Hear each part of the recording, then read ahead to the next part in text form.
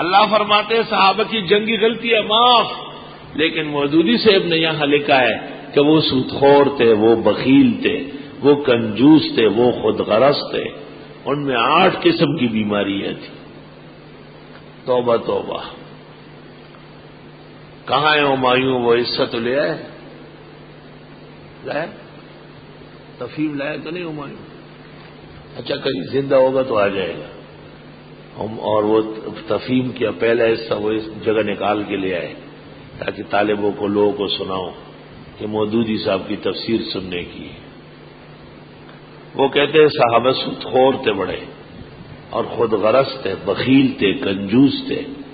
معاذ اللہ، وہ برائیاں جو جماعت اسلامی کے ایک بدماش ورکر میں بھی نہیں ہوئی، وہ اللہ کے نبی کے صحابہ میں سب جمع کی۔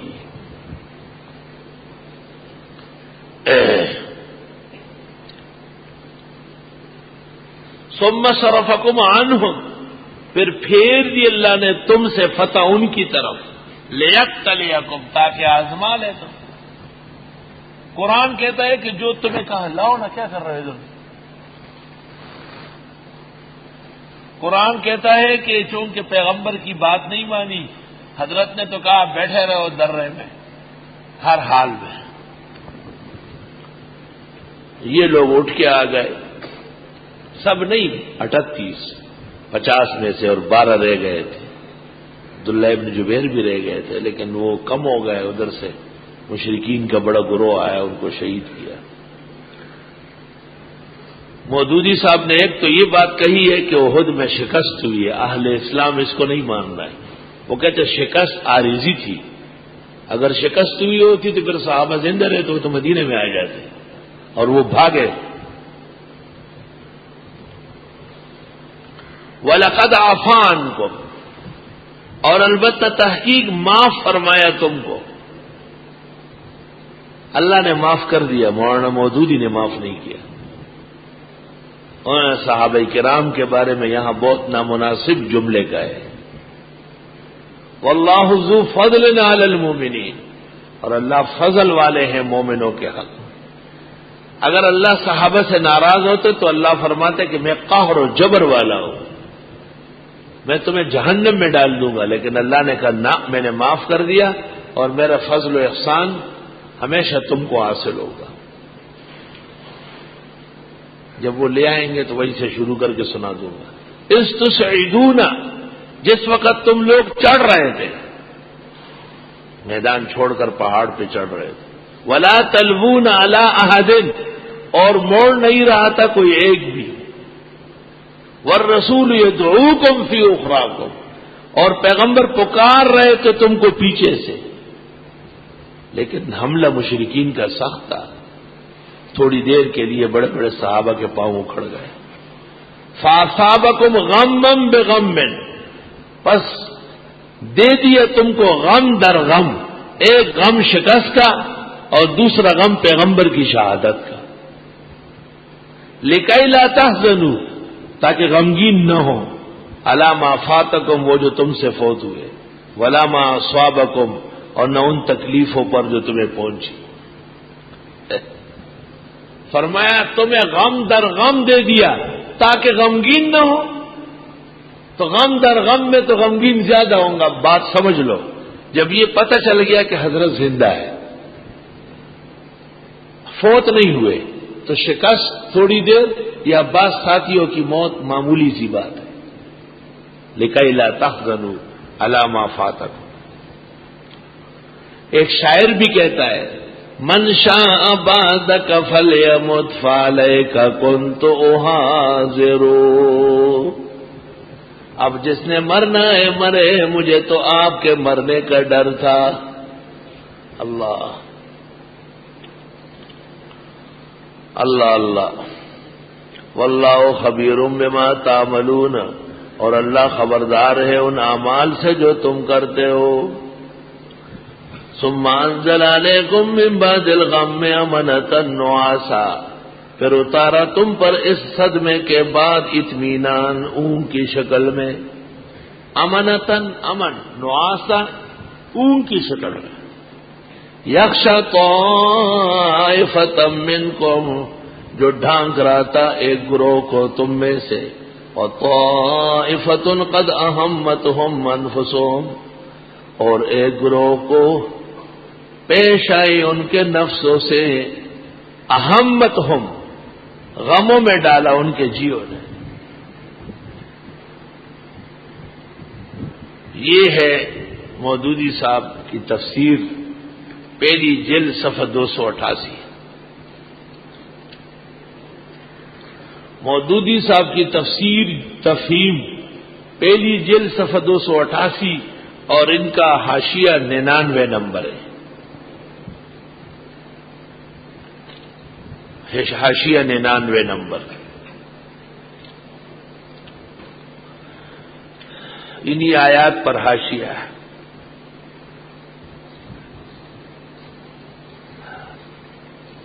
سود خواری جس سوسائٹی میں موجود ہوتی، مودودی صاحب لکھتے ہیں، سود خواری جس سوسائٹی میں موجود ہوتی ہے اس کے اندر سود خواری کی وجہ سے دو قسم کے اخلاقی امراض پیدا ہوتے ہیں۔ سود لینے والوں میں حرص، طمع، بخل، خود غرضی، 4، اور سود دینے والوں میں نفرت، غصہ، بغض، حسد۔ احد کی شکست میں ان دونوں قسم کی بیماریوں کا کچھ نہ کچھ حصہ شامل ہے۔ صحابہ کو شکست اس لیے ہوئی کہ وہ حرص، طمع، بخل، خود غرضی، نفرت، غصے، بغض و حسد کے اندر مبتلا تھے، تو ان کی تو پھر اصلاح ہی نہیں ہوئی۔ اللہ کیسے فرماتے واللہ ذو فضل علی المؤمنین۔ اللہ تعالیٰ مسلمانوں کو بتاتا ہے کہ سود خوری سے فریقین میں یہ اخلاقی اوصاف پیدا ہوتے ہیں، ان کے بالکل برعکس انفاق فی سبیل اللہ یہ دوسری قسم کے اچھے اوصاف پیدا کرتے ہیں۔ تو وہ انفاق والے کون تھے؟ جو صحابہ تھے، وہ تو برائی میں مبتلا ہوئے، پھر وہ اچھے اوصاف والے معاذ اللہ ان کے نزدیک مشرکین ہوں گے۔ آہا، اس قسم کی باتیں مولانا کرتے رہتے ہیں۔ اس تفسیر کے صفحہ 6 پر یہ لکھتے ہیں، میں نے اس کتاب میں ترجمے کا طریقہ چھوڑ کر آزاد ترجمانی کا طریقہ اختیار کیا ہے۔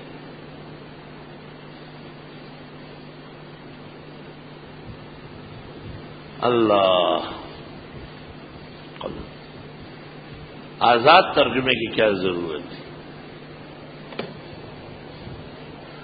مزاج اس قسم کا ہے کہ موقع بموقع صحابہ کرام پر خطرناک قسم کا اٹیک کرتے ہیں۔